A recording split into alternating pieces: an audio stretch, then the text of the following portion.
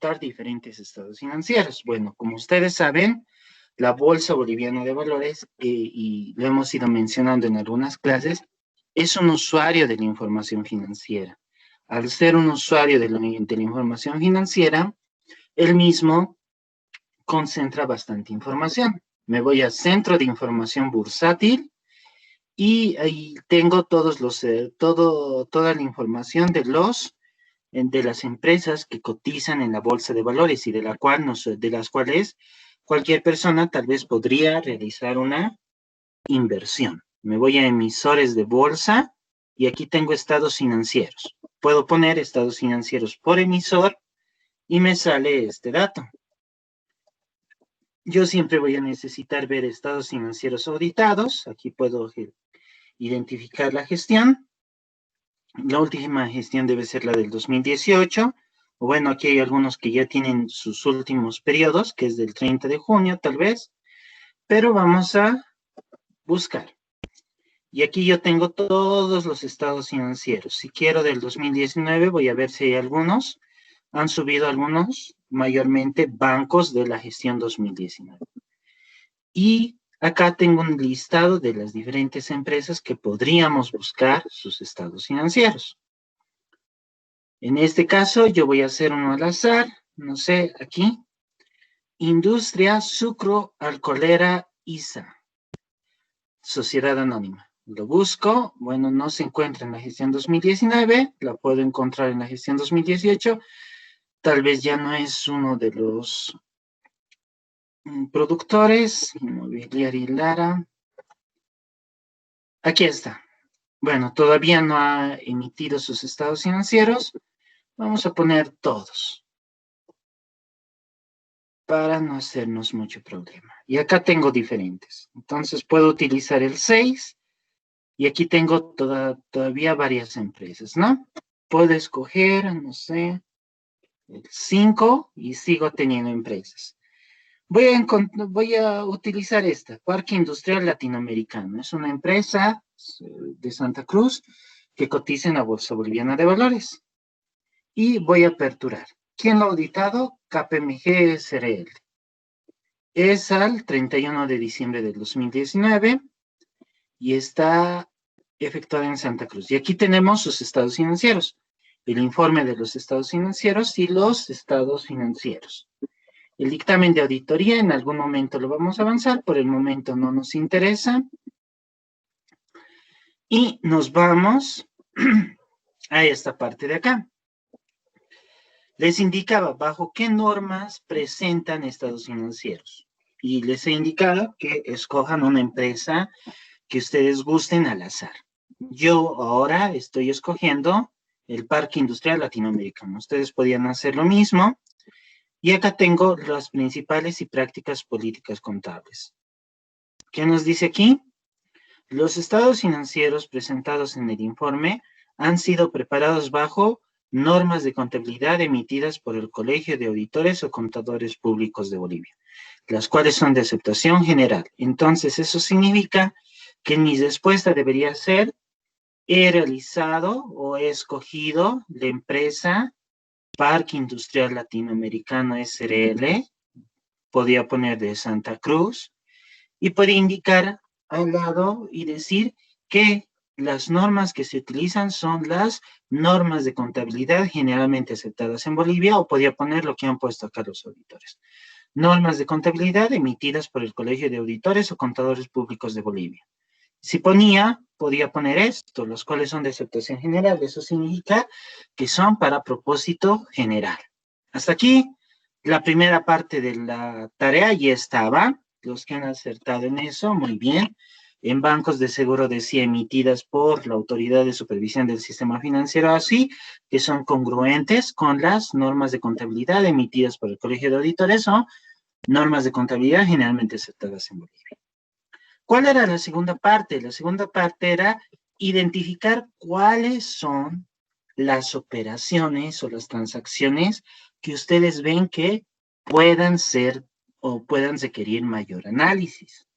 Entonces, nos presentábamos acá y podíamos ver diferentes tipos de cuenta.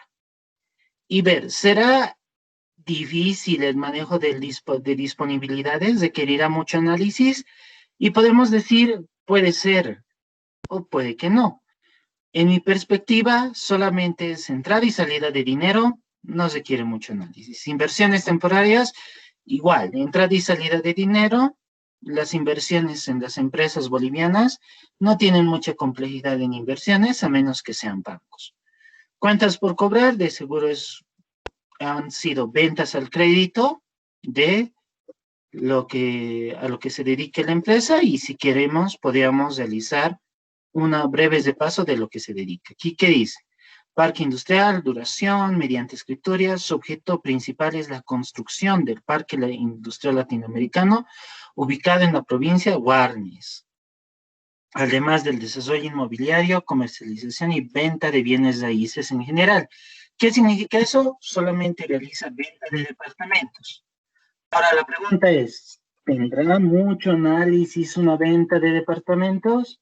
Entonces podríamos decir que es posible que no. Se firma un contrato y se determina todo lo que corresponde a lo que les tienen que cobrar. Inventarios. Sería importante los inventarios y aquí es donde yo me veo un poco más, que tengo que requerir un poco más análisis.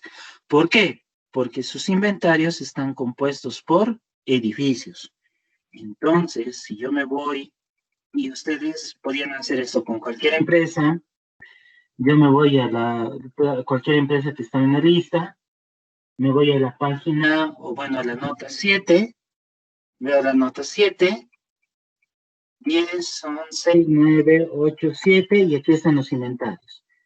Inventarios disponibles, cuentas regularizadoras de inventario, inventario comprometido. Entonces, ¿ustedes creen que tenga análisis?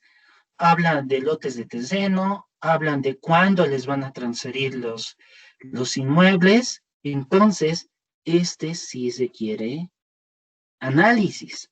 El disponible, los que han puesto el disponible de análisis, a menos que no sea un banco, porque un banco recibe dinero por cobros, entrega dinero por operaciones que hayan realizado, sí requiere análisis, pero disponibilidades en las demás empresas, no lo requieren. Entonces, volvemos. Ya encontré una cuenta que requiere análisis y voy bajando. Estos otros inventarios son inventarios a largo plazo, deben ser los departamentos, lotes y otros que sean a largo plazo. Entonces, sí está unido con esta operación. Vamos bajando. Activos fijos, debe ser tractor, debe lo natural, ¿no? Depreciación de equipos, todo normal. Solamente serían necesarios los activos fijos de análisis cuando es una empresa industrial y obviamente su depreciación de los activos conforma parte del costo de venta de un producto o del costo de producción, ¿no? Entonces, para este caso, no requieren mayor análisis.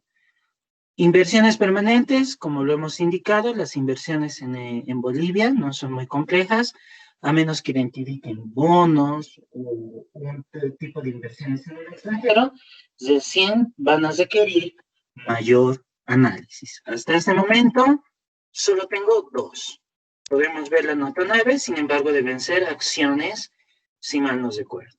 Obligaciones financieras, créditos bancarios, no requieren mucho análisis, es un crédito, tiene un plan de pagos, solamente hay que ver que cumplan los pagos. Capital, no tiene mucho movimiento, si se dan cuenta ha habido un aumento de capital, aumentos de reserva de ajuste de capital y sus resultados acumulados ha tenido una pérdida mayor. No hay mucho análisis. ¿Dónde estará el análisis acá? Gastos administrativos, todas las empresas tienen gastos de recursos humanos, gastos de comercialización y gastos financieros. ¿En cuáles requerirán mayor análisis? Los gastos de administración, que son sueldos y salarios, de seguros requerirán mayor análisis para estas empresas que realizan sus servicios en industrias. Entonces, por ejemplo, un laboratorio Vita, que parte de sus sueldos y salarios forma parte del costo de ventas, sí requerirá mayor análisis. En este caso, no. Una empresa de publicidad, de seguro la comercialización será su fuerte y tendremos que realizar mayor análisis. No se olviden que el análisis siempre va a estar relacionado a qué se dedica la empresa. En este caso es una empresa inmobiliaria. Y los ingresos. Hay empresas que tienen ingresos que pueden ser sencillos o no. En este caso, el ingreso y determinar cuánto de ingreso va a obtener por cada momento y por cada avance un edificio, de casas, de departamentos, o tal vez de un parque, y saber cuánto de un parque ya puede ser un ingreso, si ha puesto la fuente, ya puede cobrar la fuente, si ha puesto un árbol, puede cobrar la plantación de los árboles. Entonces acá se requiere un análisis visto desde esa perspectiva. Entonces, siempre vamos a evaluar lo que está relacionado al rubro de la empresa. Entonces, yo citaba las transacciones que requieren mayor análisis son los inventarios y describo por qué. Podía citar después los ingresos y describía por qué. Y para algunos que en realidad se han hecho su tarea, podían poner cuentas por cobrar y decir por qué. Ojo, copiar todas las notas no es un trabajo, ¿no? Eso es copiar. Pero decir al lado de por qué son importantes, sí.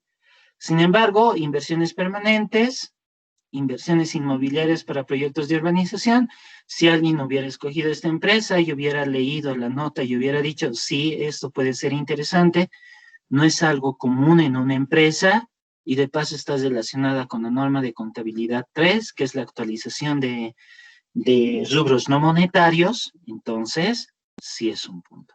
Activos fijos, bueno, los activos fijos de esta empresa no tienen mucho análisis ni tienen algo especial, lo normal. Edificios, vehículos, muebles, equipos, herramientas, maquinaria. Si hubiera sido una empresa de telecomunicaciones, hubiéramos identificado otro tipo de rubros u otro tipo de activos fijos y que tal vez sus tasas eran muy diferentes a las establecidas en el 24051. Para este caso, nosotros deberíamos evaluar el mismo. Entonces, todo lo demás ya es normal. ¿Cuántas he identificado? He identificado 3. Inventarios, que eran inventarios a corto y a largo plazo. Las inversiones permanentes, que hemos visto que son inversiones en inmuebles, que de seguro en algún momento los tienen que vender junto con los departamentos y otros más. Y posteriormente los ingresos y costo de ventas. Y hasta ahí ya terminaba la tarea. ¿No? Mayormente era un análisis del estado financiero y solo tenía que leer 2 cosas o 3 partes del estado financiero. El primero, el balance general. El segundo, el estado de ganancias y pérdidas para ver que no haya nadie raro. Y por último, teníamos que ver lo que eran las notas a los estados financieros, específicamente la nota 1, que nos dice a qué se dedica para saber qué cosas pueden requerir mayor análisis en este tipo de empresas. Y segundo, teníamos que ver la nota 2, porque nos indica qué normas de contabilidad realiza. ¿No? Entonces, nosotros teníamos que ir y evaluar esos 2 puntos. ¿Qué normas utiliza? Y cuáles son los rubros que de acuerdo a nuestro criterio pueden requerir mayor análisis. Y como les he dicho, esto puede variar para una empresa industrial, otro tipo de rubros serán los importantes y para una empresa industrial de seguro van a ser otros los rubros más importantes. Ahora vamos a ir viendo. ¿Tienen alguna consulta?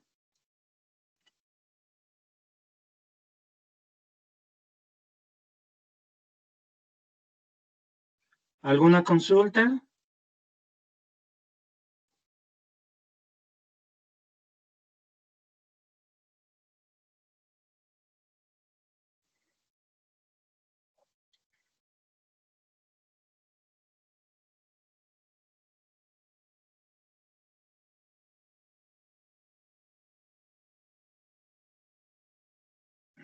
¿Alguna consulta hasta acá?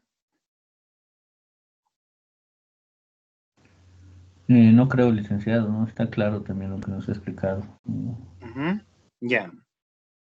Entonces consideren eso. Casi la mayoría de las tareas que desde ahora les voy a ir entregando y les voy a pasar van a estar relacionadas a que ustedes tengan que realizar una lectura. Traten de no copiar, no siempre es copiar. A los que me han entregado un poco más antes, les he tratado de ayudar y les he indicado, les he tratado de dar críticas a lo que ustedes han ido realizando. Sin embargo, si me entregan a última hora, como ahorita me han entregado unas 9 personas, entonces lo único que hago es directamente registrar primero la entrega del trabajo y segundo calificarlo, ¿no? Entonces, obviamente, mientras más antes nos llegue la tarea, es más fácil para ustedes que puedan hacer una presentación correcta de sus trabajos. Si lo dejan para última hora, como ahora, o como alguno de sus compañeros, entonces, bueno, no hay caso de ayudarlos, ¿ok?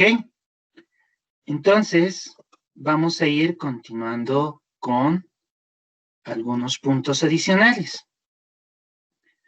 Les he mostrado cómo bajar estados financieros de la Bolsa Boliviana de Valores. Si en algún momento los requieren o para alguna materia, tienen que investigar algún estado financiero de una empresa, allí están de todas las que publican estados financieros. Si no está ahí, esa empresa no va a presentar estados financieros a usuarios externos como nosotros, sino solamente se le presenta al Servicio de Impuestos Nacionales, tal vez a Fundempresas y a sus accionistas, solamente a ellos.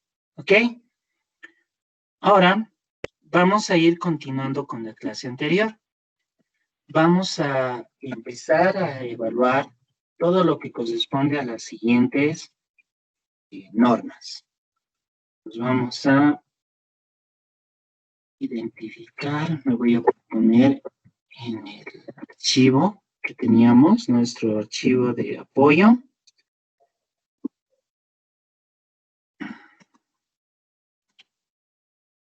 Y lo vamos a empezar a utilizar.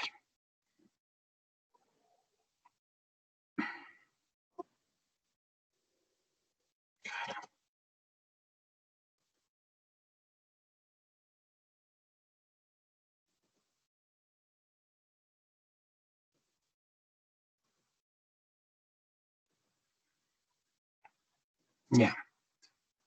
Vamos a continuar ahora con la clase. Ya. Estábamos avanzando todo lo que llegarían a ser las normas, hemos avanzado las cualidades del auditor, hemos ido identificando lo que corresponde a la evaluación de riesgos, hemos avanzado lo que es el triángulo del triángulo del fraude y hemos ido identificando cada uno de estos puntos. En algún momento vamos a realizar un pequeño trabajo con respecto a eso. Consideraciones de leyes y reglamentos. Hemos visto que muchas empresas van a tener que cumplir diferentes leyes y regulaciones. Ahora, vamos a detenernos un momento acá. Consideraciones de leyes y reglamentos en una auditoría. La gerencia es responsable de asegurarse que la entidad cumple con las leyes, incluyendo su impacto contable. Acá nosotros tenemos que diferenciar dos cosas. Lo primero que tenemos que diferenciar sobre las leyes y regulaciones es que las mismas no son normas de contabilidad. Las normas de contabilidad nos indican que nosotros tenemos que realizar los registros de los gastos, ingresos, diferentes operaciones financieras. Entonces, nosotros tenemos que ir evaluando cómo vamos a evaluar estos aspectos. Ahora, no son normas de contabilidad. Nos habla sobre, estos nos hablan sobre el tratamiento y registro de ingresos, gastos, obligaciones y exigibles. Principalmente, sin embargo, las leyes y regulaciones nos dictan operaciones que tienen que cumplir las empresas. Entonces, acá nosotros ya tenemos una variación. Por un lado, tenemos que las normas de contabilidad nos hablan sobre el tratamiento y registro. En cambio, las leyes y regulaciones nos dictan operaciones que tenemos que cumplir. Uno de esos podemos indicar que todas las empresas tienen que cumplir es la Ley General del Trabajo. ¿Qué nos dice acá? La Ley General del Trabajo nos dice una alícuota de los aportes patronales y laborales, que ustedes lo han pasado en contabilidad intermedia, pero no nos dice que nosotros tenemos que registrar y cuánto nosotros deberíamos registrar. Las normas contables nos dicen, si lo has pagado, puedes registrarlo con caja, puedes registrarlo con bancos. Sin embargo, si es una cuenta por pagar y es un devengo, nos indica en qué momento registrarlo, cuando lo conocemos, cuando identificamos que el hecho ha sucedido y es cuando se empieza a reconocer. Lo mismo pasa con el Código Tributario y sus reglamentos. La ley 843, podemos decirlo, o el Código Tributario. La ley 843 es lo mismo, nos habla sobre las alícuotas, pero del IVA, del IT, del IC, etcétera, y nos indica todos esos aspectos. Entonces, si nosotros nos vamos en ese sentido, podemos evaluar que todas las empresas tienen que cumplir mínimamente estas dos. Pero existen otros más. Otro es el Código de Comercio, que es de carácter general. Sin embargo, en muchas empresas van a seguir otro tipo de leyes que no son específicamente tan generales. Uno, por ejemplo, puede llegar a ser la ley 393, que es solamente para bancos y entidades financieras. Y de seguro a este le acompañarán la recopilación de normas para entidades financieras. Entonces, si nos damos cuenta, nosotros vamos a encontrar empresas que rompen este grupo de normas y reglamentos generales, sino que existen otras normas que van a llegar a cumplir. Y lo mismo va a pasar con otros. De seguro, si nosotros entramos a una empresa o queremos hacer la auditoría de una corporación o una red de, ¿qué podemos decir? Una red de farmacias, de seguro tendrá que cumplir con resoluciones administrativas del Ministerio de Salud. Si nosotros empezamos a hacer una auditoría a lo que llegaría a ser una red de agencias de gasolina, diésel y gas, entonces de seguro tendrán que ser normativas, decretos supremos relacionados al precio de la gasolina, al del gas y del diésel, y de seguro alguna resolución administrativa general del Ministerio de Hidrocarburos y de seguro de la GNH, ¿no ve? Entonces, cada uno de estos va a tener diferentes reguladores y en algunos casos, algunos tendrán adicionales. Un Ministerio de Salud puede entrar entre los que emiten estas normas. Ministerio de Salud, tendremos tal vez un Ministerio de Defensa para las empresas que crean explosivos, que solamente hay dos que están en Cochabamba. Podemos citar a lo que llegaría a ser la ASI, la ATT, emiten sus normas por separado y la APS. Entonces, nosotros vamos a ir encontrando que diferentes empresas tienen que cumplir con un juego de normas adicionalmente a la norma de contabilidad con la que realizan, ¿no? Entonces, tenemos que ir identificando que las leyes y regulaciones son muy diferentes. Aquí incluso podemos incluir decretos supremos, resoluciones ministeriales, entre otros. Actualmente hay un decreto supremo, que es el que, y una ley que de seguro en algún momento van a emitir, que va a corresponder y que va a tener un impacto financiero en los bancos y entidades financieras. Y que el mismo va a tener un tratamiento contable de acuerdo a las normas. Entonces, una ley que puede ser del diferimiento y un decreto supremo que también puede ser del diferimiento. Pero ojo, estos son unos ejemplos. Puede haber muchos más. Y cada empresa va a tener ese tipo de aspectos.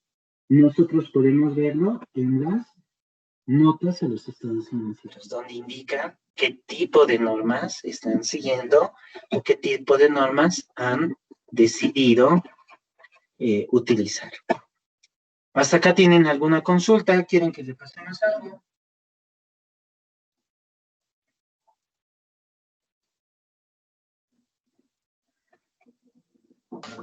No, licenciado, ninguno.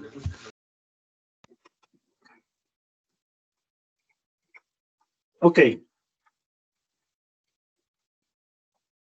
Vamos entonces a la comunicación con el gobierno corporativo. Nosotros en algún momento hemos ido hablando cuál es el proceso y el rol del auditor. Nosotros vamos a emitir una opinión con respecto a una empresa que es un contribuyente posiblemente. Y nosotros vamos a dirigir nuestra opinión a los usuarios de la información financiera, que no siempre va a ser impuestos nacionales, sino es uno. Vamos a tener diferentes usuarios de la información financiera.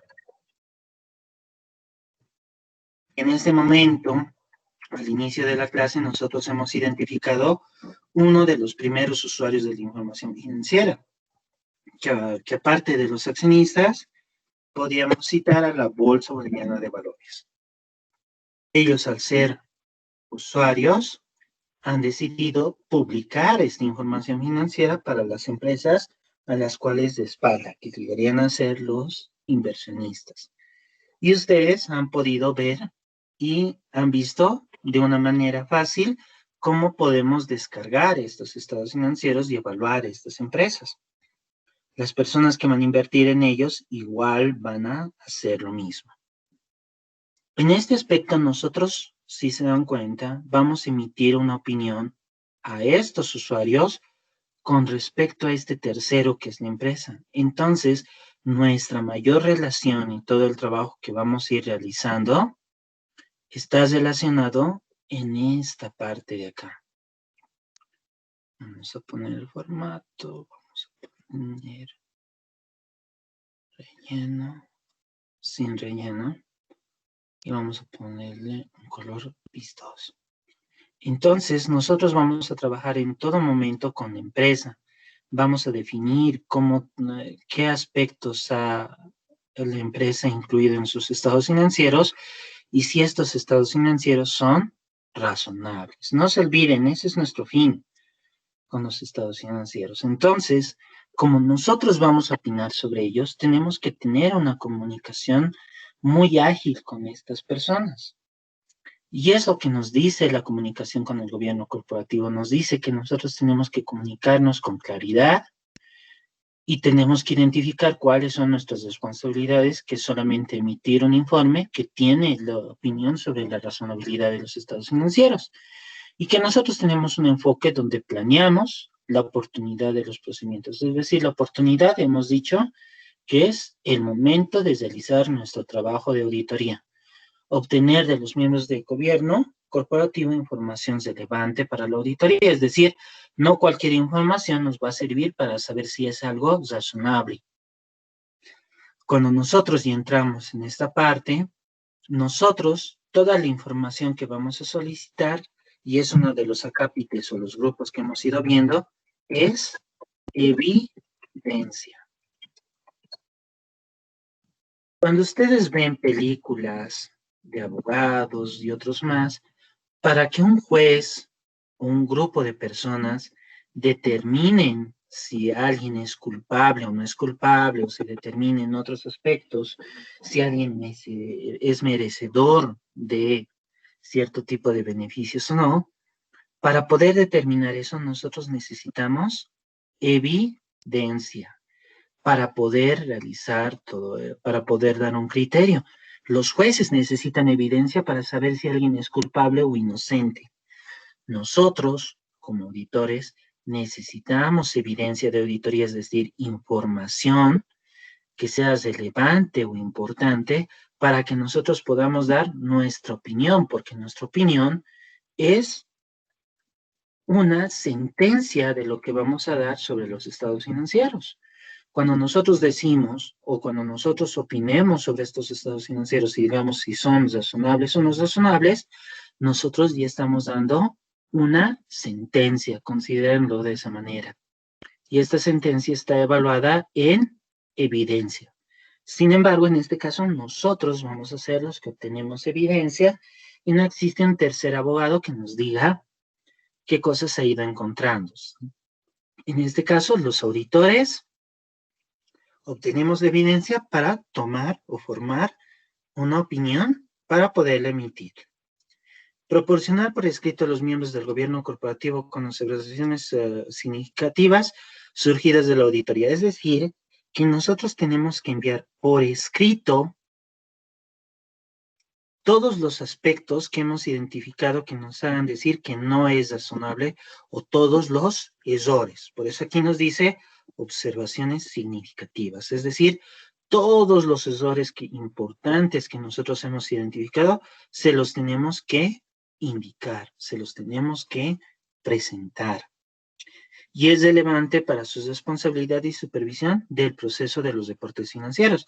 Es decir, que todas las observaciones o todos los errores que nosotros identifiquemos o hallazgos, como otros prefieren decirlo, van a servirle a la empresa para que pueda emitir estados financieros más o con una mayor razonabilidad que antes, si es que eran razonables. Si no eran razonables, entonces, si consideran las observaciones, van a presentar estados financieros razonables. Y se tiene que promover una comunicación efectiva y de doble vía entre el auditor y los miembros del gobierno corporativo. Esto para que todo el trabajo de auditoría vaya fluyendo y nosotros podamos obtener la evidencia bajo la cual va a estar estrictamente, en nuestra opinión, respaldada. Entonces, acá nosotros tenemos un auditor a la empresa y su gobierno corporativo gerentes y nosotros tenemos que ir hablando con esta empresa para obtener evidencia e irle informando todos los aspectos que hemos identificado. Y si ellos lo ven necesario, modificar sus estados financieros, ya que nosotros vamos a emitir una opinión sobre su razonabilidad. No se olviden, cada vez, repito esa parte, nosotros emitimos una opinión sobre su razonabilidad. Entonces, eso nos referimos con comunicaciones del gobierno corporativo. Vamos pasando a la siguiente parte, 265, comunicaciones de debilidades del control interno. Es lo mismo que esta parte de acá, pero en esta ya nos indica que tenemos que dar todas las debilidades con los controles que la empresa ha incluido. Y esta comunicación tiene que ser por escrito, ya sea en medio digital o ya sea en medio físico. Nosotros tenemos que emitir o darles a conocer todas las observaciones o aspectos que nosotros hemos identificado que en algún momento presenten que los estados financieros son incorrectos. Ahora vamos a entrar a la norma 300, al grupo de la norma 300. ¿Hasta aquí tienen alguna consulta? Y hemos acabado todo un grupo. Disculpe, No, sigue. disculpe, licenciado, en la anterior diapositiva sobre las comunicaciones, al final decía no pueden ser escritos, no vi muy bien. Usted dijo deben ser escritos y ahí decía, creo, no escritos. Ah, ya, debe de ser, no necesariamente. A ver, acá es. Aquí, la comunicación no tiene por qué ser por escrito, es decir, significa que en algún momento puede llegar a ser de manera verbal para que se regularice lo más pronto posible. En algunos momentos nosotros vamos a ir encontrando aspectos que van a ser importantes y que tal vez no requieren todo el proceso de enviar una carta, enviar un correo electrónico, esperar a que el mismo sea respondido, sino que los mismos van a ser realizados de esta manera. Eso más que todo está detallado esto.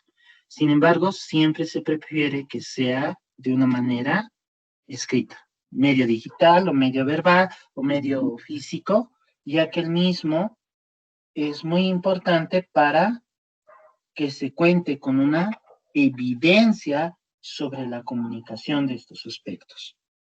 En este punto, consideramos eso. ¿Alguna consulta adicional?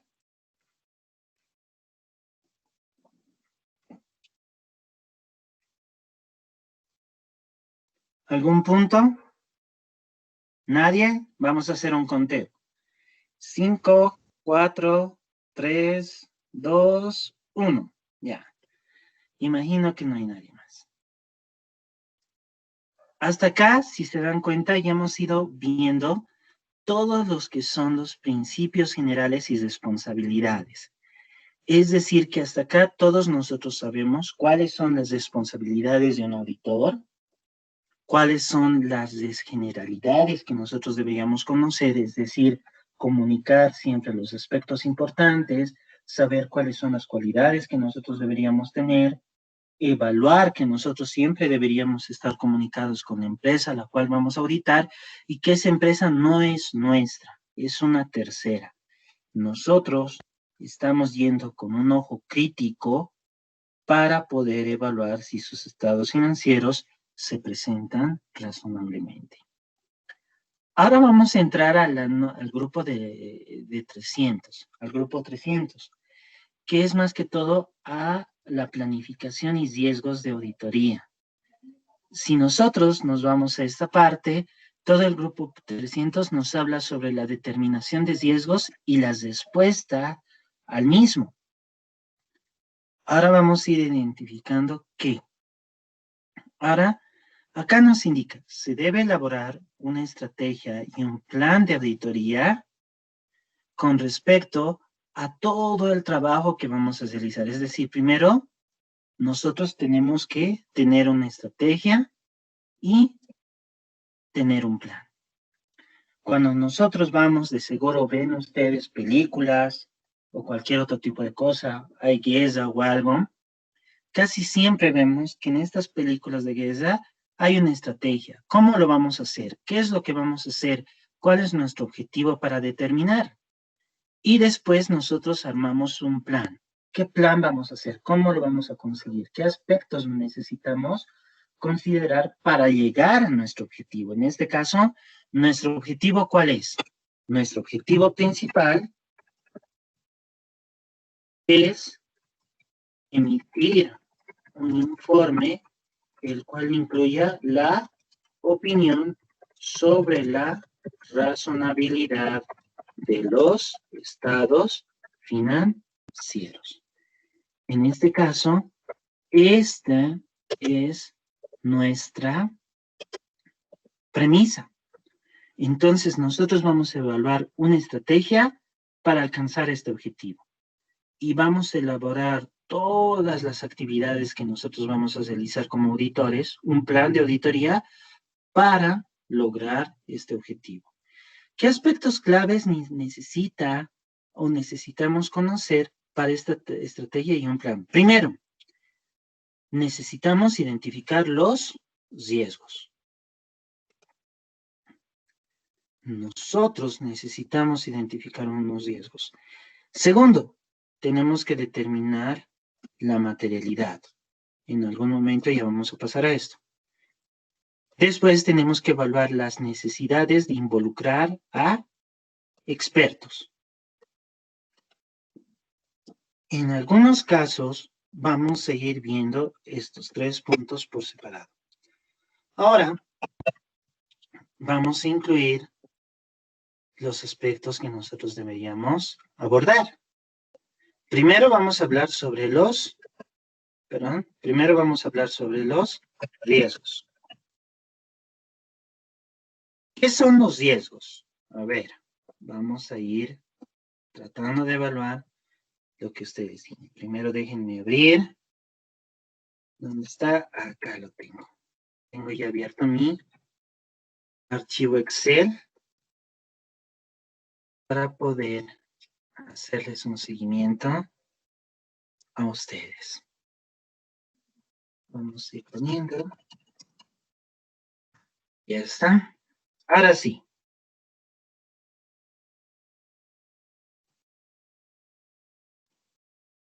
¿Alguien me puede decir qué entienden por riesgo? ¿O cuál es el concepto que ustedes tienen a la palabra riesgo? Sería lo que viene a ser una dificultad que se nos está presentando por ejemplo, decirle, sería un riesgo mayor de perder mi trabajo, por ejemplo, o sea, me estoy arriesgando, haciendo algo, me estoy arriesgando a perder mi empleo, por decirlo. Eso yo entiendo por riesgo, hacer algo malo. Ya. Ok. ¿Alguien más quiere complementar a lo que ha dicho su compañera? Dicen, Sí. digamos, a mi manera de pensar, un riesgo es que existe, digamos, una probabilidad de que durante ciertos actos pueda haber problemas, digamos, o contingencias. Eso me parece que es riesgo. Ya, muy bien. Tenemos la participación de su compañero, Carlos. ¿Alguien quiere complementar lo que ha dicho Carlos? Licenciado, Sí.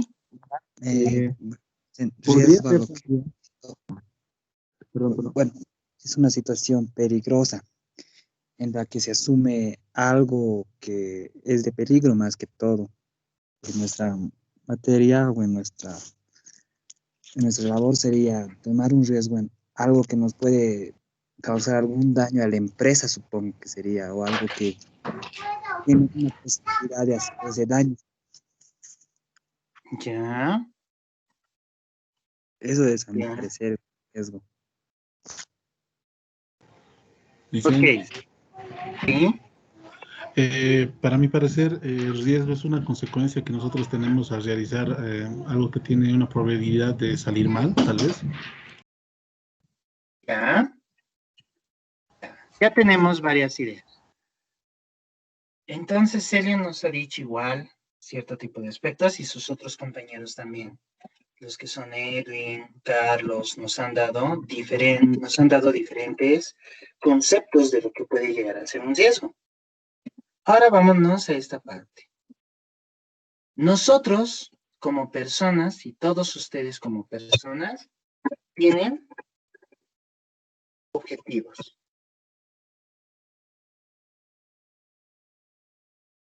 Lo que nosotros determinamos como un riesgo son todos los obstáculos que nos impiden llegar a nuestro objetivo. Eso es, porque si no es algo que no nos impide llegar a nuestro objetivo, entonces pierde su condición de riesgo. En este caso, nosotros vamos a ir identificando esto.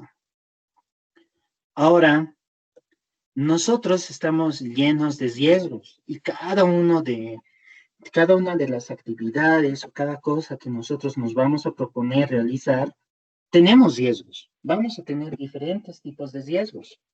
Por ejemplo, ¿cuál podrá ser su riesgo en esta materia? ¿Alguien me puede decir? No aprobar, ¿Reprobarla? dicen. Reprobar, Ya. Reprobar, le dicen. Reprobar. Ese puede ser un riesgo. Bueno, ese sería un resultado, ¿no? De todo lo que nosotros tenemos. Los exámenes, Lisa. Ya, los exámenes son un El obstáculo, riesgo ¿no? sería, Un riesgo Sería también Sí. sería pasar la materia sin aprender nada, digamos. Ya, ese es un riesgo correspondiente. ¿Su objetivo cuál es en la materia? ¿Alguien quería decir algo? no, nada, lo mismo iba a decir, Ya. pasar la materia sin aprender, me ha leído Ok. la mente. Ok, ¿cuál sería pero su objetivo si ese es tu riesgo? Aprobar la Dicen, perdón. materia Pero aprendiendo Yo, o exacto. aprender y aprobar la materia. Ok, muy bien, Carlos. ¿Alguien quería decir algo más? Yo quería decir, licenciado, que es más que todo llegar a aprender lo que es hacer auditorías, o bueno, tener la base para las auditorías en sí, ya que esta es una materia clave que nos va a ir formando para ya nuestro desarrollo profesional. Ya. Jonel, muy bien. Ahora, Jonel nos ha dado una parte. En esta materia no vamos a aprender específicamente bien y englobar todo lo que es la auditoría. Solo tenemos un semestre y es por eso que es auditoría 1. Pero la idea es obtener los conocimientos básicos y principales para realizar una auditoría. Y ese debería ser nuestro objetivo, ¿no? Nuestro objetivo secundario, obviamente, sí es aprobar la materia, pero tenemos el objetivo de conocer sobre la materia. Ahora, ¿cuál será nuestro riesgo? Primero, un resultado es reprobar la materia, pero el riesgo llegaría a ser a no comprender o no haber realizado, no comprender todo lo que llegaría a ser la auditoría, y específicamente lo que corresponde a la materia de auditoría 1 o sus unidades. ¿Cuáles son unos de los riesgos o los obstáculos que se les va a presentar? Que uno de sus compañeros lo ha dicho muy bien. Uno de los obstáculos que ustedes van a tener son, exactos, los exámenes. Pero los exámenes van a llegar a ser un medio. No es en realidad sí es un medio y es un obstáculo.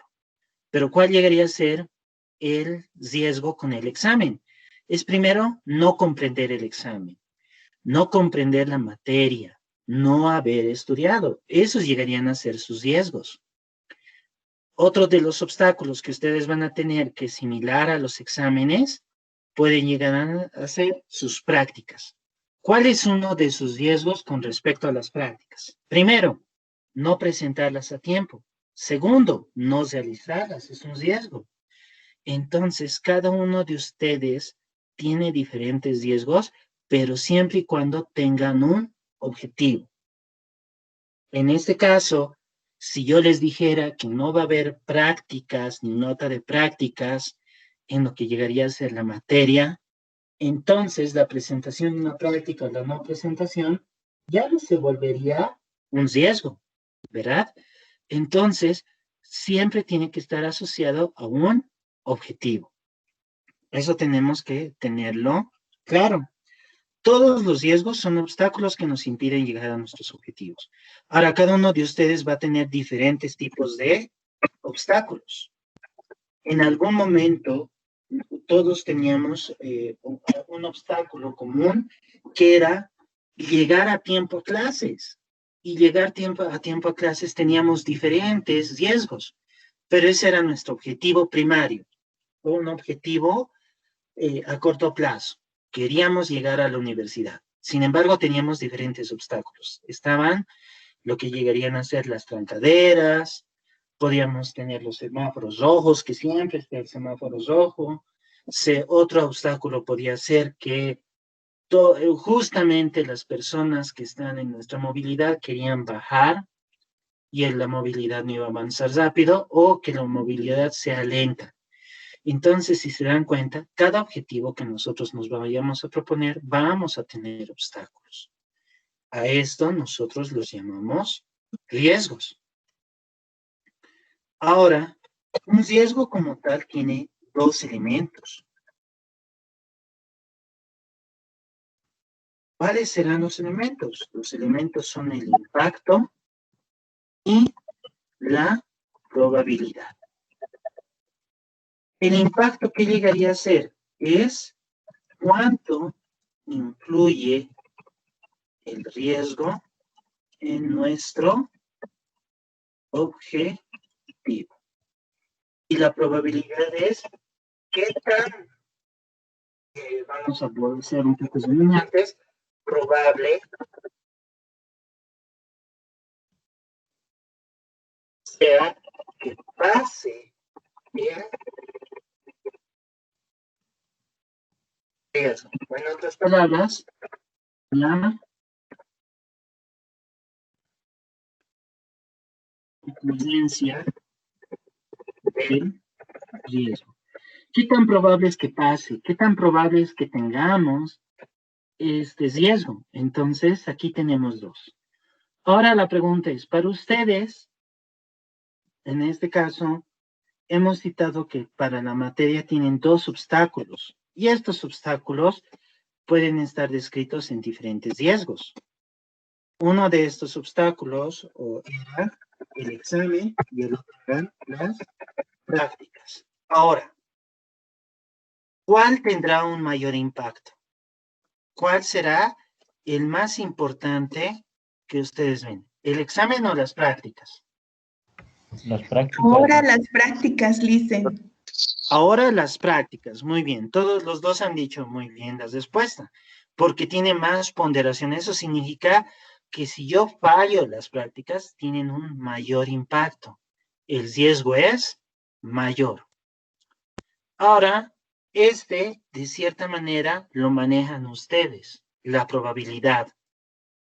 Entonces, la probabilidad es qué tan frecuente es o qué pasa si ustedes, o cuál es la probabilidad que ustedes tengan problemas en realizar las prácticas.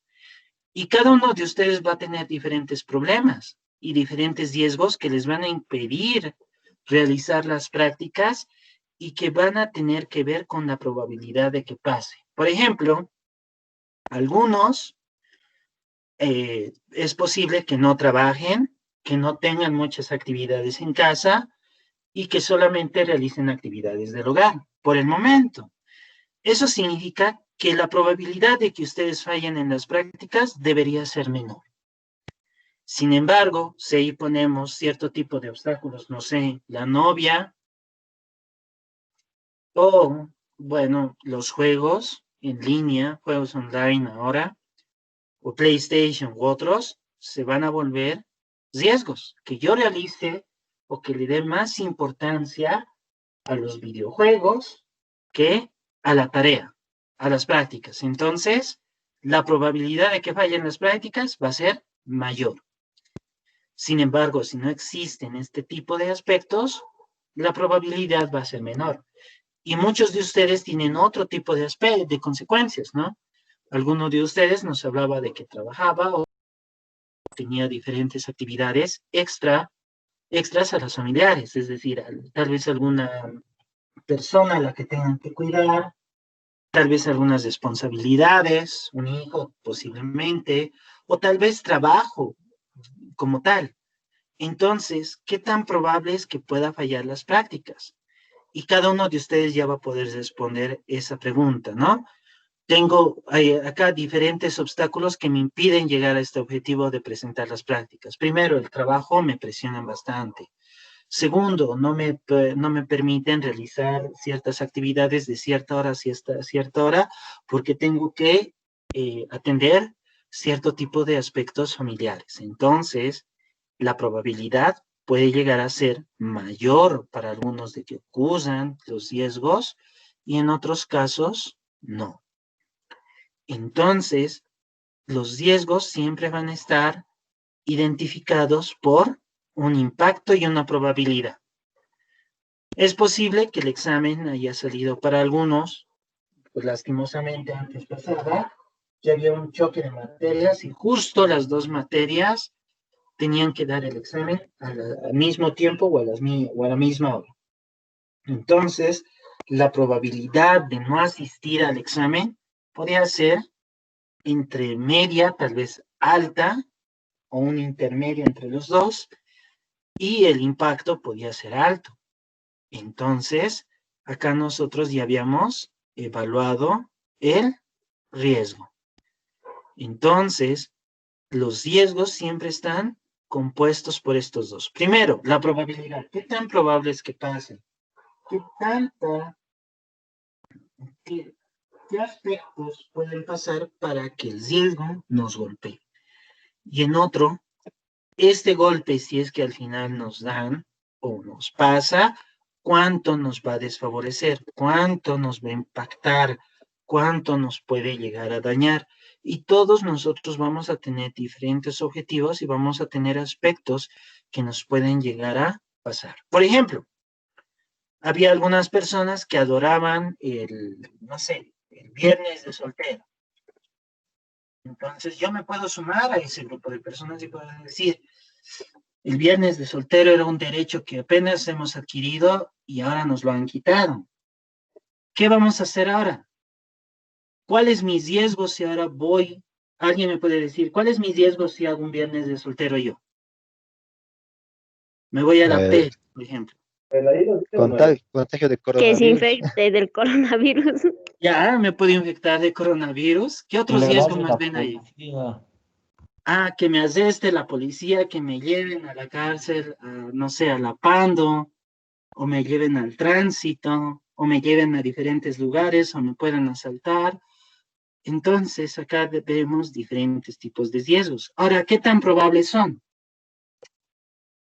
Vamos a ver, que me contagie de COVID. Bueno, no soy tan mayor, así que el COVID no me afecta tanto. Que al estar afuera a esta hora no hay muchas personas, no hay mucha cercanía con otro tipo de personas que puedan estar infectadas. Entonces puede que sea bajo, pero puede que el impacto sea muy alto. Y puede parecer otro. Uno de ustedes me decían que me arresten. Entonces, el impacto obviamente va a ser alto, me van a arrestar, voy a estar allí. Y la probabilidad, ¿cuál es la probabilidad que me arresten? La probabilidad va a ser alta, no hay muchas personas, es fácil que me identifiquen. Entonces, acá tenemos un riesgo que me puede golpear muy fuerte y es muy probable que ocurra si yo decido seguir este objetivo. Sin embargo, hay otros riesgos o hay otros aspectos en los cuales nosotros podemos ir identificando aspectos o riesgos que no nos van a golpear muy fuerte. Por ejemplo, uno de los riesgos también que puede llegar a ser es en un viernes de soltero, es que, no sé, que la esposa lo golpea a uno, ¿no? O los reciba muy bonito, ¿no? Como dicen otros. Entonces, acá nosotros vemos el impacto. En este caso, mi impacto es bajo porque yo no estoy casado, soy soltero. Entonces, ese riesgo no me pega, es bajo. Ni siquiera lo voy a considerar. Y la probabilidad también es baja que ocurra. Entonces, si se dan cuenta, hay diferentes tipos de riesgos que son para un objetivo como tal, pero a cada uno puede llegar a ser diferente.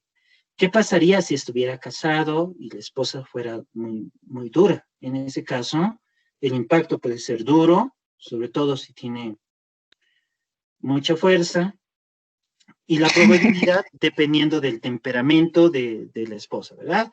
Entonces, acá cada uno ya va a evaluar el riesgo que tiene con su pareja. Entonces, cada uno de nosotros va evaluando riesgos en todo momento. Ahora, no siempre puede ser la esposa, ¿no ves? Siempre puede ser la madre. La madre, en algún caso, puede tener un temperamento muy alto, entonces la probabilidad de que me les reciba mal va a ser muy alta, y el impacto, dependiendo de la fuerza de la mamá, ¿no ves? Entonces, nos va a afectar. Entonces, ya hemos ido evaluando los riesgos, y cada uno de nosotros, para hacer diferentes cosas, no solamente trabajo, sino tal vez para realizar alguna actividad extra, adicional, siempre evaluamos el impacto y la probabilidad. Cada uno de ustedes evalúa este aspecto en cada objetivo que se van enmarcando, ¿no? Ahora, nosotros como personas podemos decidir enfrentar al riesgo. ¿Cómo? Nosotros, ¿cómo enfrentamos el riesgo? Con controles. ¿Qué significa eso? Diseñamos controles e implementamos controles. Entonces, ¿qué sería diseñar el control? Es decir, planear cómo mitigar el riesgo. Y el segundo llegaría a ser cómo ejecutar el control. Uno de ustedes decía que uno de mis riesgos, si es que quería salir un viernes en la noche, podía ser infectarme de coronavirus. Entonces, yo puedo enfrentar ese riesgo. ¿Cómo? Puedo poner controles para mitigar el riesgo. ¿Cómo planeo mitigar el riesgo? ¿Qué tipo de controles haré? De seguro llevaré un barbijo, me pondré tal vez un traje de bioseguridad, me pondré lentes de bioseguridad, en mi bolsillo pondré de seguro alcohol en gel, o tal vez puedo llevar diferentes implementos para evitar un contagio. Entonces, he diseñado el control, ahora ya lo he diseñado. Entonces, implementar el control llegaría a ser ejecutarlo. Me pongo los lentes, los guantes, el barbijo, el traje de bioseguridad y salgo. Entonces, lo que estoy haciendo acá es mitigar el riesgo. Y los controles hacen eso. Mitigan los riesgos. Ustedes también. Por ejemplo, uno de sus riesgos será el examen. Fallar en el examen, no recordar el contenido del examen. ¿Cuál llegaría a ser un control? Estudiar. Entonces, no solamente llegaría a ser estudiar, ¿cómo diseñamos el control? A ver, vamos a diseñarlo. ¿Cómo diseñamos este control? Y uno puede decir estudiar de 3 a 4 todos los días. Entonces, ya he diseñado un control. Y de 3 a 4 yo estudio una materia cada día. Entonces, ese va a ser mi control. ¿Cómo lo ejecuto? A las 3 me pongo una alarma, empiezo a dar lectura al material que me dan los docentes y empiezo a mitigar el riesgo. Segundo, prácticas. ¿Cómo vamos a contener las prácticas? Entonces, planeamos, diseñamos los controles. Vamos a encerrarnos en nuestro cuarto para que nadie nos moleste, para no distraernos. Vamos a apagar la tele.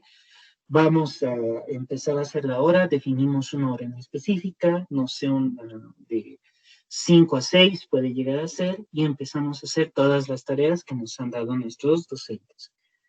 ¿Y cómo llegaría a ser ejecutarlo? En el momento, cerrar la puerta, poner la chapa, ejecutar todo lo que hemos planeado.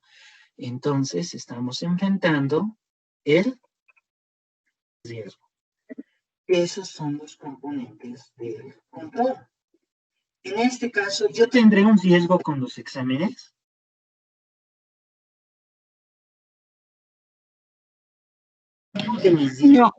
No, licenciado.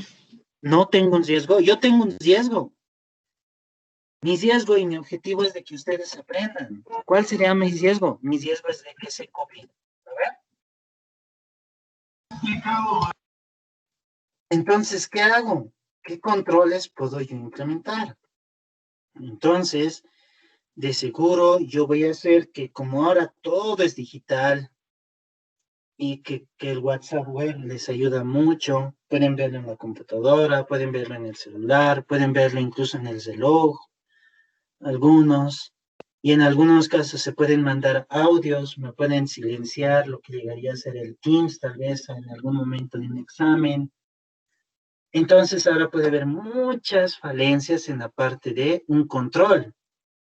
Entonces, ¿qué puedo hacer? ¿Qué es lo que voy a planear? ¿Cómo lo hago? Primero, puedo utilizar una aplicación para darles un cuestionario que solamente dure 10 segundos por pregunta, es decir, que ustedes tengan que responder rápido y no les dé tiempo para consultar muchas cosas y que en realidad estudien. Y segundo, para la parte práctica, de seguro yo realizaré un examen individual para cada uno en el cual yo sepa todas las respuestas. Entonces, ya voy a poder realizar ese tipo y voy a mitigar mis riesgos.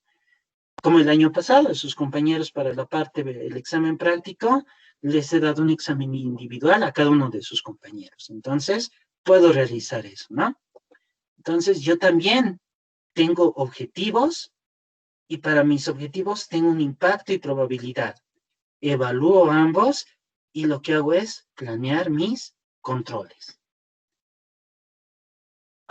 ¿Eso qué significa? Significa que todas las empresas sufren por lo mismo, porque todas las empresas tienen que llegar a sus objetivos. Cada uno de ellos va a llegar a un objetivo. Cada empresa por diferente tiene un objetivo. De algunos, de la mayoría es generar más ingresos, aumentar sus ventas, tener más ventas realizadas, ofrecer más servicios. Y cada uno de estos conlleva riesgos. Por ejemplo, un banco tiene un riesgo, un objetivo, que es prestar servicios financieros. Mientras más servicios financieros presta, significa que va a obtener más dinero, más comisión. Mientras más cobre de la luz, más comisión de la empresa de luz va a tener por cobranza. Mientras más cobres agua, lo mismo. Mientras más cobres gas, lo mismo. Entonces tienen el objetivo. ¿Cuáles son sus riesgos? Que en el momento en que estén realizando eso, el cajero pueda robar dinero, pueda desviar dinero. Entonces ellos evalúan e incluyen controles que mitigan el riesgo. Por ejemplo, que un cajero robe dinero puede tener una probabilidad alta. Es muy frecuente que pase porque son muchos cajeros, maneja dinero todo el tiempo. ¿Cuántas operaciones hará? Tal vez en todo un día. Peor si es del Banco Unión, que ellos manejan varias cosas. El impacto, dependiendo de qué tipo de montos maneje. En Bolivia más o menos manejamos un importe de 5.000 bolivianos o, bueno, no, 2.000 bolivianos por transacción promedio. Eso significa que algunos son 100, otros 3.000, otros 4.000, otros 8.000, 10.000, y el promedio puede llegar a ser entre 1.000 y 2.000 bolivianos. Eso significa que el impacto puede llegar a ser alto o bajo para el banco, y el banco, evaluando todo eso, planea su control. ¿Cuál va a ser su control? Puede llegar a ser los arqueos. Y realizan los arqueos como un control y los implementan.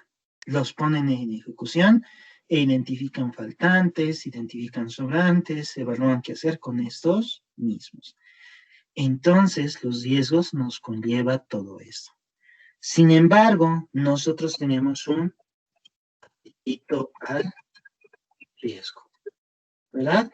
Es decir, que algunos decidimos incluir o implementar, diseñar e implementar, perdón, implementar controles o convivir con el riesgo. Y muchos acá nos hemos llegado a tomar en cuenta esto. ¿Qué tanto puedo estar con el riesgo? Y actualmente todas las personas que van a trabajar a la calle, primero tienen un objetivo. Puede llegar a ser alimentar, obtener mayor dinero, mayores recursos para obtener otro tipo de beneficios o satisfacer necesidades. Y este objetivo que tienen bastantes personas, tal vez incluido muchos de ustedes, tienen un riesgo. Puede llegar a ser contagiarse con el coronavirus. Pero este contagio tiene un impacto y una probabilidad. Mientras mayores sean, una persona sea mayor, es mayor la probabilidad y el impacto también, porque pega más fuerte. Y mientras eres más joven, la probabilidad es menor, ya que tus defensas son más altas, y el impacto también puede ser menor, dependiendo de tu constitución física, y puedes llegar a tener eso.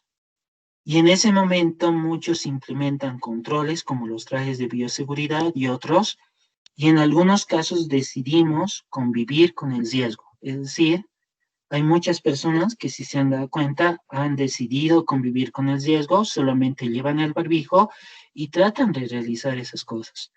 Y es por eso que ellos han evaluado su riesgo.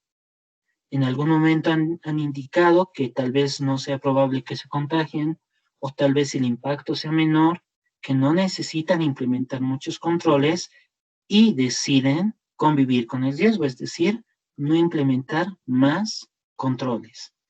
Sin embargo, otros han sido más estrictos, ¿verdad? En este caso, las universidades, el Ministerio de Educación, ha sido un poco más estricto, y es por ello que actualmente nos encontramos realizando las actividades del día a día mediante esta plataforma. ¿Por qué? Primero, acá el apetito al riesgo y tener la responsabilidad de arriesgar a tantas personas con el coronavirus ha sido muy alto, y el impacto podía ser grande. La probabilidad era muy alta, y él mismo iba a afectar a todo lo que llegaría a ser al gobierno, a la población, economía, etc.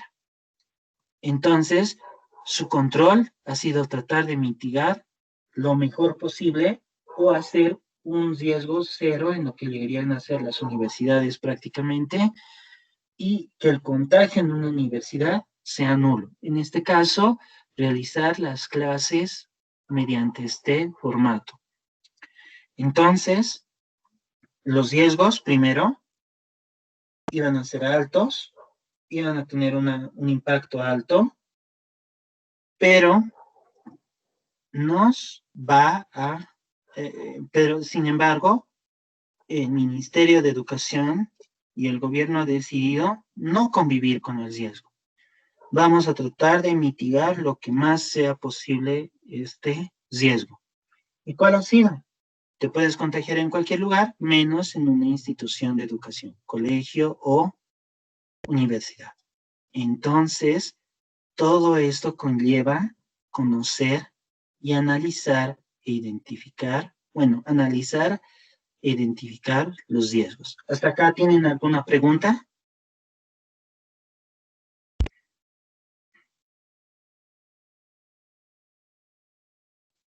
Por mi parte, no, licenciado.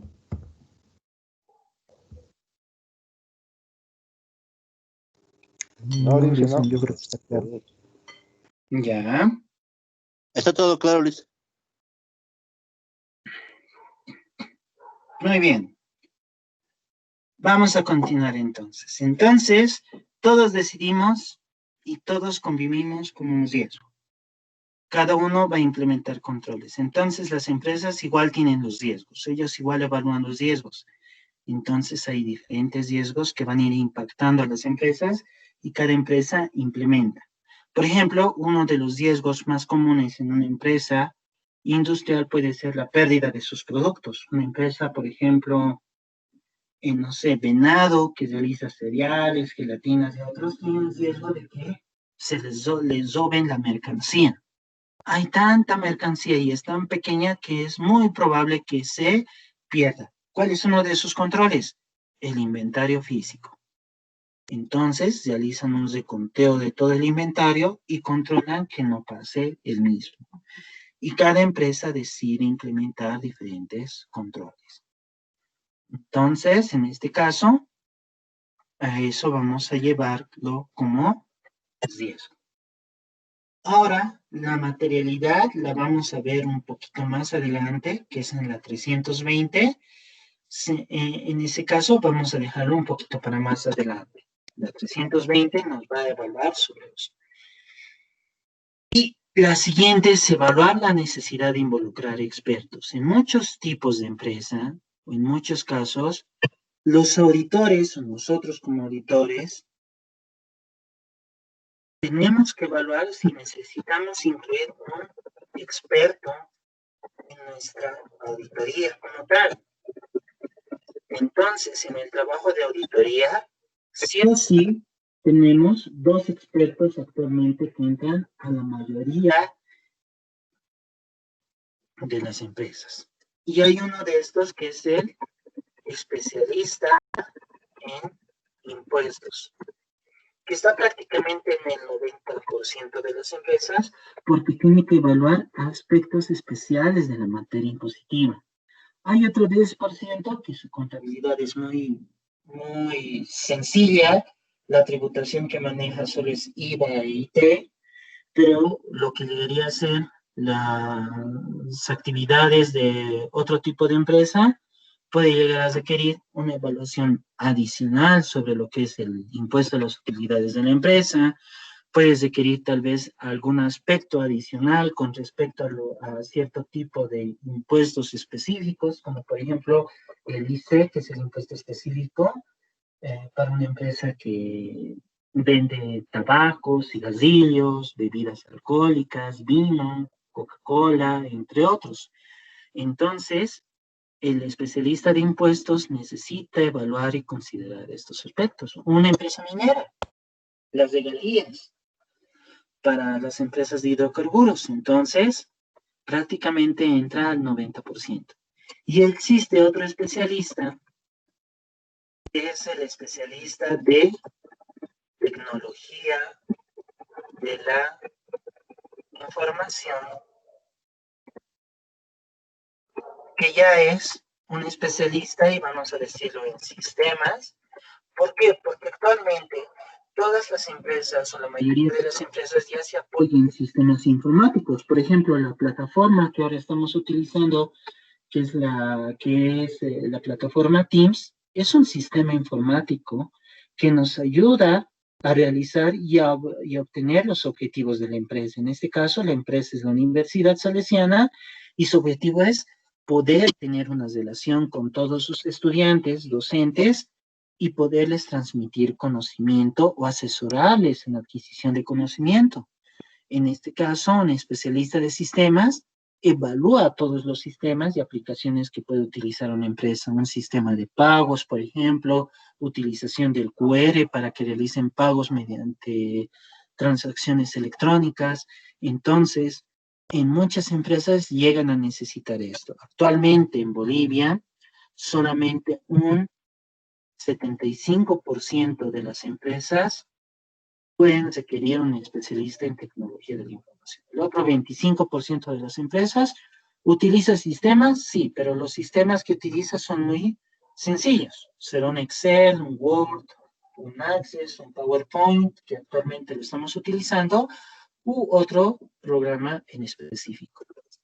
Sin embargo, en muchos casos, en una auditoría necesitamos un experto.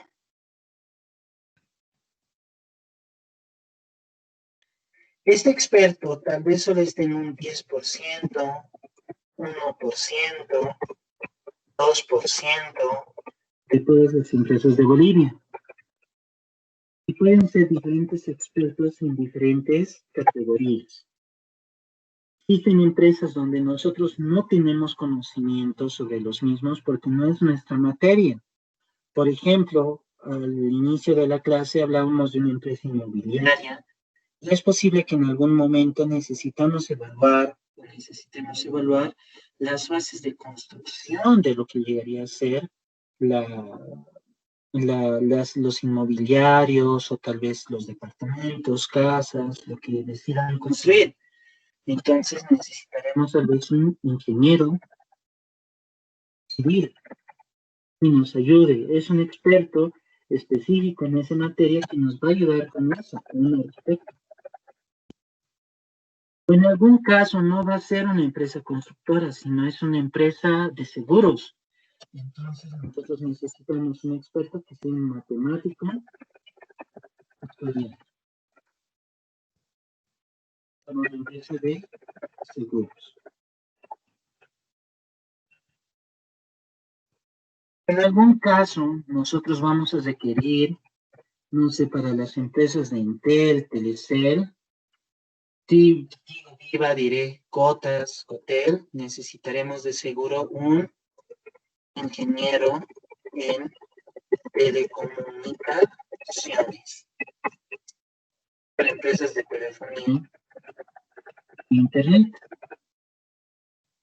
Entonces, nosotros vamos a necesitar la asistencia y la ayuda de este tipo de expertos en algún tipo de empresa que nos va a ayudar para evaluar sobre la razonabilidad de ciertos aspectos, sobre la razonabilidad de los registros tributarios, sobre la razonabilidad de la generación de reportes y que el sistema procese adecuadamente los datos, razonabilidad sobre el punto de construcción de un edificio, de una casa, de un departamento, de una obra civil, evaluar si la matemática actuarial que se ha utilizado para los seguros, para realizar el seguro por seguro, para el seguro de vida o para otro tipo de aspectos, haya sido realizado correctamente y los criterios que se hayan tomado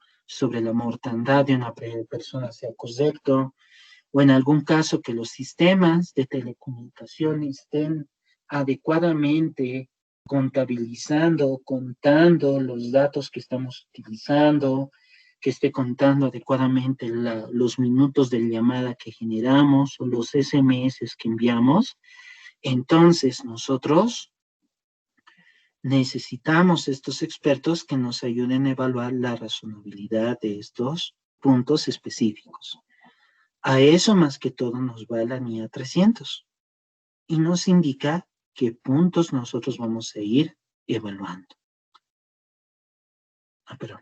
¿Qué puntos vamos a ir evaluando? Entonces, nuestros expertos están identificados en este punto. Y puede haber muchos expertos más, ¿no?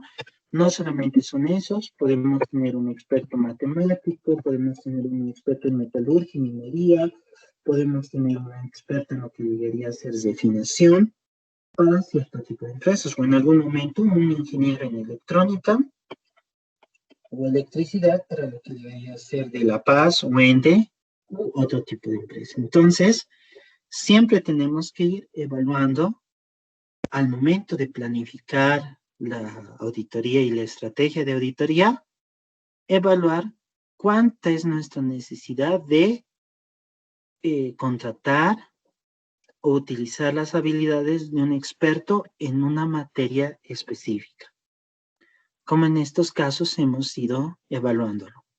¿Hasta acá tienen alguna pregunta? ¿Quieren que repasemos algo? Eso llegaría a ser la NIA 300. Licen, ¿Sí? una consultita. ¿Esto de incluir expertos tiene relación con el peritaje?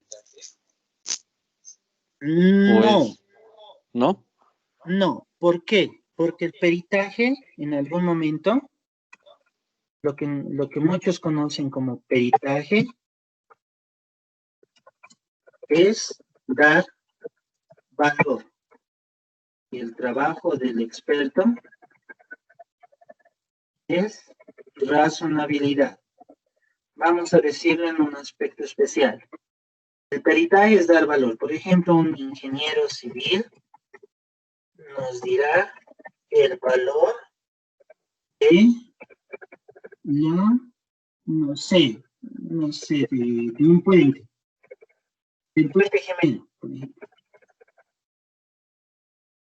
Entonces nos dirá cuánto valor tiene, cuánto en realidad tiene actualmente eso, esa obra civil. O en algún momento nosotros podemos decir el valor de una casa. Entonces él es perito en evaluar casas. En cambio, un experto nos dirá y nos hablará sobre la forma de uso de la casa, los beneficios y si conlleva un aspecto en los, conlleva un criterio en los estados financieros. Por ejemplo, tenemos una empresa y tiene una casita. La casa está acá, nosotros vamos a evaluar y el perito nos dice esta casa cuesta 200.000 bolivianos. Vamos a poner muchos, 200.000 bolivianos. En cambio, el trabajo del experto nos dirá en la forma y uso de la casa. Por ejemplo, para esto no se necesita un experto, ¿no? Pero puede ser un caso. Nos dirá en su momento, nos dirá, no sé, nos puede dar un dato sobre el uso de la casa, si es fin comercial o no, cuánto de ingresos podría generar en un año y cuánto tiempo puede durar. Y si el valor y los, vamos a poner un poco más arriba para que puedan leer.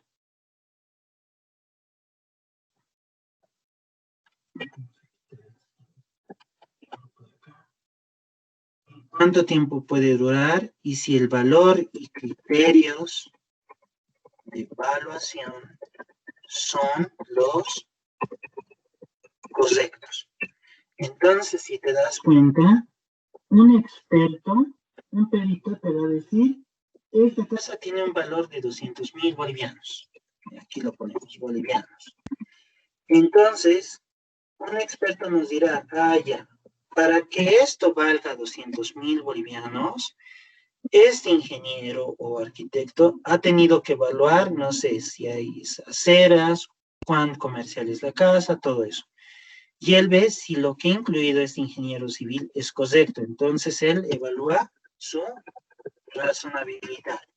Aparte de evaluar la razonabilidad de lo que él ha hecho, porque no es el trabajo, solamente evalúa si lo ha hecho bien o no, él también incluye cierto tipo de aspectos. ¿Cuánto ingreso podría generar en un año? Entonces, él nos dice, el ingreso que podría generar es 2.000 bolivianos. Entonces, nos dice en este punto si es o no rentable. Entonces, un experto nos empieza a dar un poco más de información. Eso no significa que desmerezcamos el valor y las actividades que realiza un perito. Un perito, su trabajo es dar valor y tiene una expertise para eso. Y ha realizado diferentes trabajos para poder realizar esa actividad. Y tiene que tener un nivel de experiencia alto.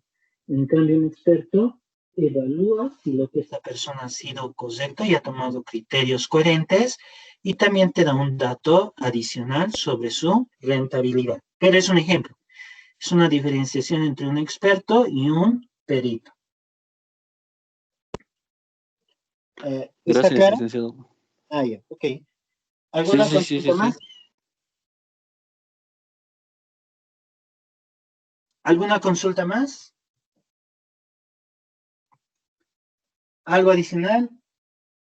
Chicos, hola.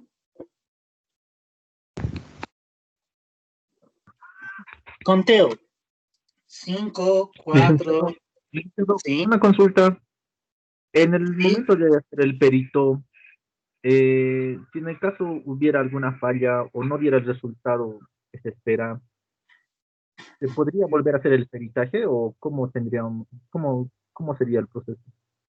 Ya. Nosotros como auditores solo decimos si es razonable o no. Por ejemplo, si el perito nos dice que tiene un valor de 200.000 y nuestro experto evalúa todo lo que ha hecho este perito y nos dice, ¿saben qué? Esta persona ha evaluado esta casa como si estuviera en La Ceja, sin embargo, está muy lejana. Está por Tentilla, por esos lugares. Entonces dice, no es razonable. Y no hace una evaluación, dice, no es razonable. Tal vez esté alrededor de solamente 100.000 bolivianos.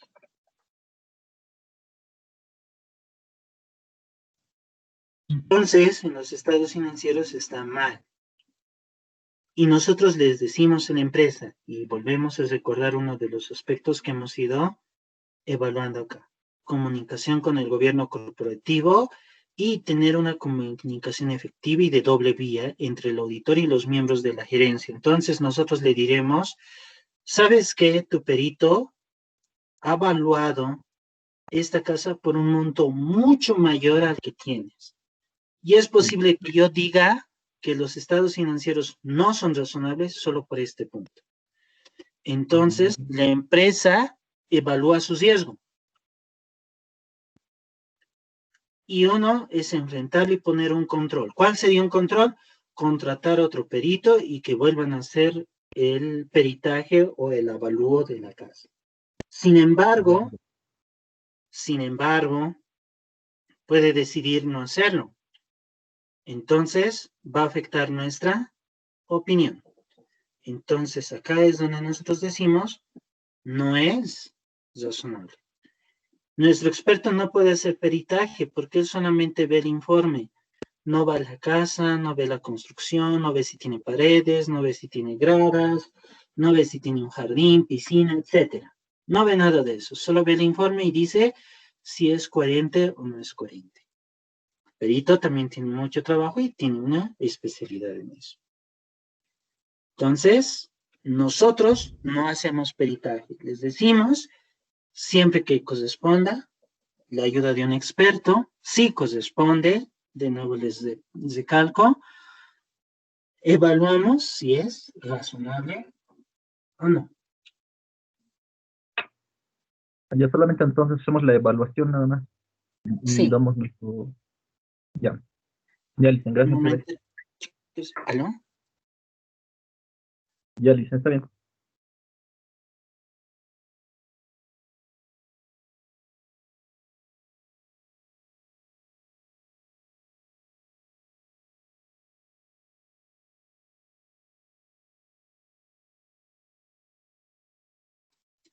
Entonces vamos a acabar la clase por hoy. Tengo una reunión con los demás docentes. Sin embargo, en el transcurso de la noche les voy a pasar una práctica, la cual la tienen que presentar igual para la siguiente clase, en la cual ustedes van a ir resolviendo un trabajo. Si es que tienen alguna duda, me pueden enviar mensajes al WhatsApp. Yo voy a estar atento a todas las actividades o necesidades que ustedes tengan, ¿ok? ¿Alguna consulta más antes de terminar la clase? No, ninguna, Licen. Ya. Entonces, terminamos la clase por hoy. Les voy a entregar el trabajo. Denme un momento. Me comunican cualquier consulta, ¿ok? No se olviden poner presente al finalizar o cuando finalice esta reunión, por favor. ¿Ok? Está bien, licenciado, muchas gracias. Hasta luego. Ok, hasta luego. Buenas noches. Tengan un buen resto de semana. Gracias, igualmente, hasta luego. Chao, chao. Hasta luego, igualmente. Hasta luego, Ulises.